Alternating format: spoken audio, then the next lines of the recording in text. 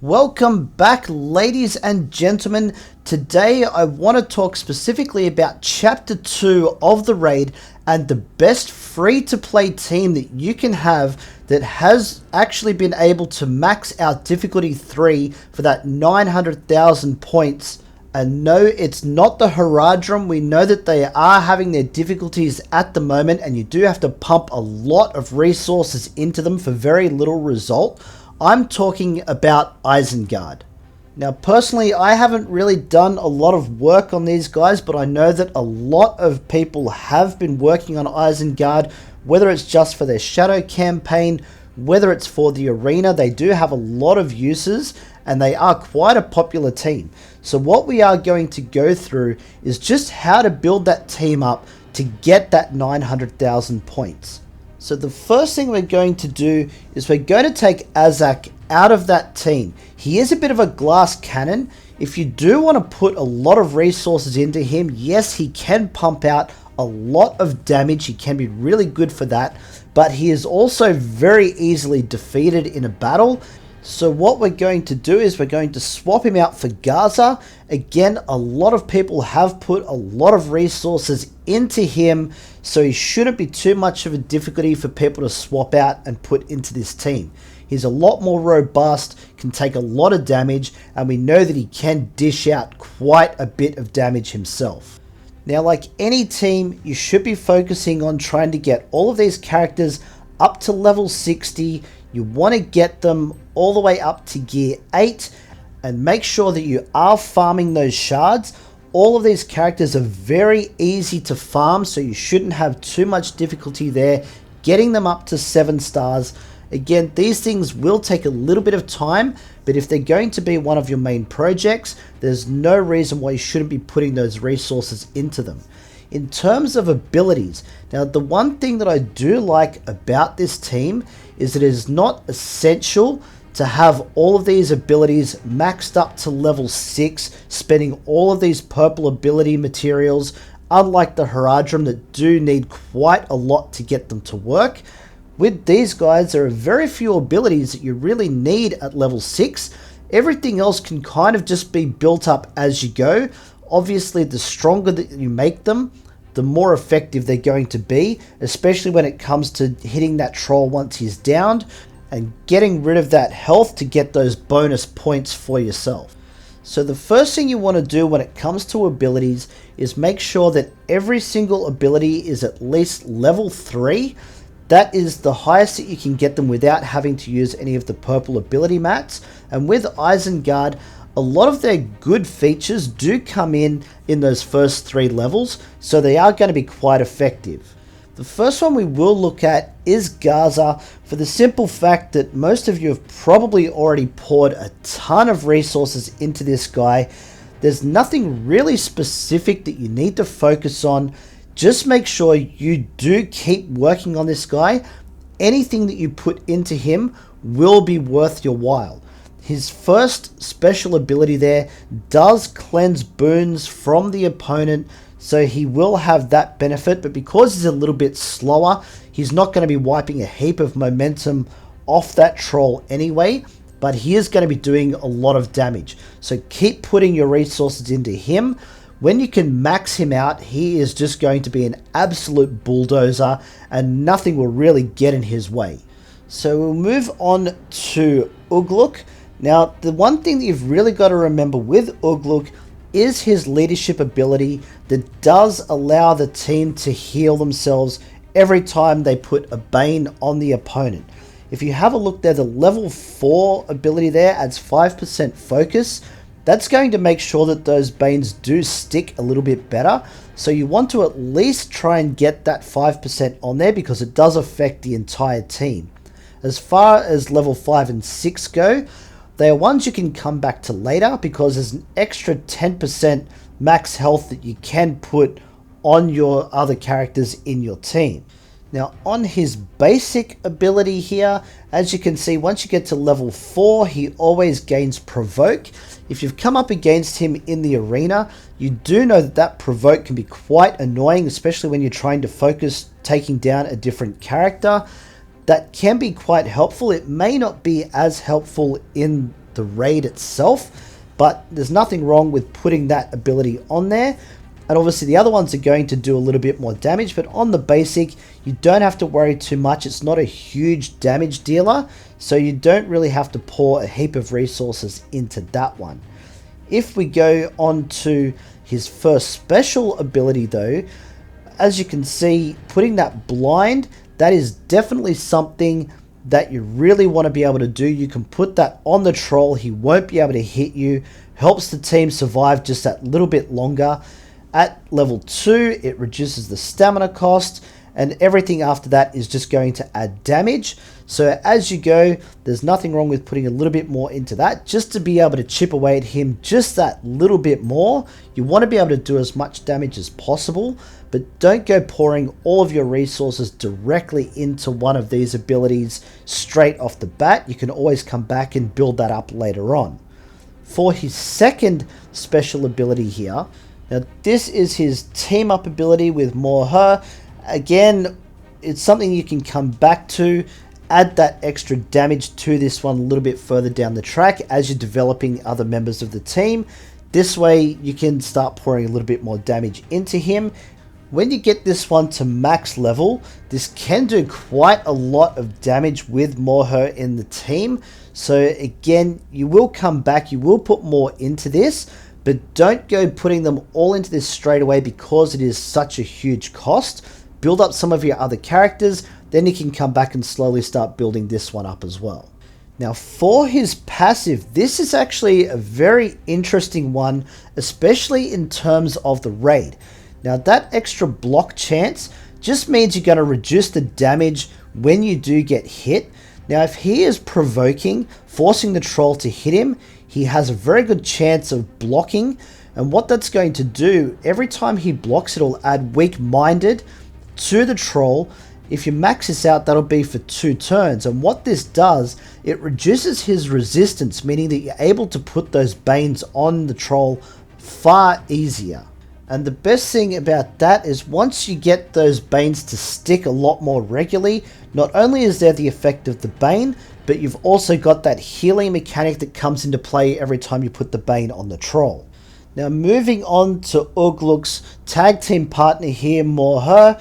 If you have a look even just at his basic ability, you can see that he has some crit chance bonuses as you level this up. Leveling this right up to level 6 is going to be a very good idea, simply because those critical hits are going to wipe off the momentum of that troll. Now I know that this isn't really the biggest damage dealer, but if you use this while the troll is standing, save his tag team move for when the troll is down, you're just going to be able to maximize that damage while the troll is down. You don't have to worry about the cooldowns of those moves. For his first special here, this Orc Draft, granting Deadly, that is going to increase his critical chance. You gain haste and some turn meter to get another turn in quickly. So I would get this to at least level 4 for that turn meter gain. The other ones, again, you can come back to later on. They're not as important. Of course, they will help you out, but not one of those vital ones that you should be loading all of these ability mats into early on.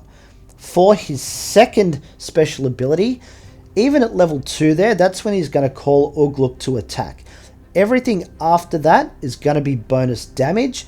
You do get slow for 1 turn just from the level 1 ability, but if you do get this all the way up to level 6, you'll get 2 turns of slow out of that one, which probably won't matter too much when the troll is down because he's only going to be down for 1 turn, but you will get an extra 50% damage out of it. So maxing this one out is not a bad thing. You don't necessarily have to do it straight away. You could come back. You're always going to get the benefits out of it. For his passive, you do have some crit chance in there. You do have some Bane cleansing from himself, which can come in handy. I probably wouldn't really go past level 3 for that to start with. But if you do like using this character, there's nothing wrong with coming back and putting some extra ability mats into this one later on. The next one that I do want to talk about is Mauser. Now he is someone at the start of the game a lot of people didn't really want to have anything to do with. He was kind of discarded out of this team completely.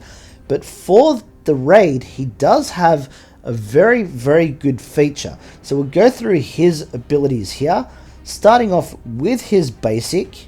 Now again, not one that you've got to put a lot into. He's not a huge damage dealer, so if you do get him up to level 3, that's going to be perfectly fine. He does apply that weak-minded, which will reduce the troll's resistance and allow you to apply those banes a lot more easily. Now let's talk about his first special move, because this is the reason why you want him in your team. So even at level 1, he'll dispel 1 boon from the enemy, but on top of that, he'll inflict disrupted. This means that the troll will not be able to gain any more boons for that turn, including his momentum, his counterattacks. It'll completely shut him down and allow you to do that extra damage. Level 2, he also calls an Isengard ally to assist, so you may even get an extra bane put on the troll there, and a little bit of healing just from using this move. Once you get this one up to level 5, it reduces the stamina down to 4, so you're going to be able to use that a little bit more frequently. I probably wouldn't worry about taking this all the way to level 6, but I would definitely encourage you to take this to level 5, because it's really going to help you out. Going on to his second special ability here, and as you can see, even at level 1, this can do a ton of things. So it can dispel, inflict expose, grant haste to other squad members. But building this one up to level 4 gives you a total of 3 boons that you can dispel from the enemies. So I would definitely put it at least up to level 4. Everything after that is granting haste. But at least at level 4, when you do down the troll and he calls in his other guards, if for some reason you're unlucky enough to get 2 guards that start taunting, at least you'll be able to dispel all of that so you can go back to focusing directly on the troll. For his passive ability, this is just designed to keep him alive just that little bit longer, so getting it up to level 3 is going to be a good start. After that, you've got 10% armor, 5% health. It's a lot of ability materials to put into such a small amount of bonus, so I wouldn't bother doing that. If you do find, as you go into the higher difficulty levels of the raid, if you find he is actually dying a little bit quickly, maybe you might want to put a little bit more into this, but be very careful about going too far, because I don't think you're really going to see as much benefit out of this as you would by working on his star levels and his gear levels. You're going to get a lot more health out of him there, and he will survive the battle a lot longer just from that. The last one that we are going to talk about here is Dunhar. The first thing I do want to go, I'm going to skip to his second special ability here. This is the one that you really want to be putting as much into as possible early on, because the issue that you're going to have with Isengard is their survivability. Now, he will only heal the most wounded member of the team. That's most likely going to be Ugluk, because he does have that provoke mechanic, so he does get targeted a fair bit, but you really want to keep him in the game as long as possible. So making sure that this ability does the most amount of healing as it possibly can. Also, once you get up to level 5, you will reduce the stamina cost down to 3, meaning that you can heal a lot more regularly. That's just going to keep you in the game a lot longer. If we have a look at his other abilities, his basic ability, yes, it does have that bleed mechanic, which is a little bit more passive damage that you can be doing. I wouldn't really worry about putting too much into this at the start. It's not going to get you a heap of damage. It is something that you can build up over time, especially if you do use him in other areas of the game. For his first special ability, this one though, this can pack quite a punch. So while the troll is down, again, the idea is to do as much damage as possible to get rid of all of his health for the bonus points. So you will be coming back to this to put a little bit more into it. And again, if you do use him in other areas of the game, maxing this out will increase that heal block so that if you are coming up against, say, the elves or someone like that, then they aren't going to be as effective with their healing. For his passive ability, I would definitely want to take this at least to level 4 to start with to get that extra amount of max health. That max health will be extra healing that he's going to be able to do, so it's going to help you out there. As far as finishing off that level 5 and level 6, I wouldn't really be too keen on coming back and doing that unless you really, really want to. The passive abilities are the most expensive ones to upgrade, so for the level 6 to only get another 5% max health out of, it's a lot of ability mats for a very small amount of max health, so I wouldn't really be considering doing that. So that's your Isengard team. Again, they are extremely effective in Phase 2 of the raid, but they are really good in other areas of the game, so there's nothing wrong with putting resources into this team. You're going to get a lot back out of it, especially if you're getting those bigger scores in the raid. You're going to be getting a lot more rewards that you can then reinvest into your other characters. But let me know in the comments below if you have been using this, what kind of results have you been getting from them? I would love to get your feedback on this. But that's it for this one, guys. Don't forget, like and sub, you know the deal. We got plenty more Heroes of Middle-earth coming your way. Don't miss out, and we'll catch you in the next one.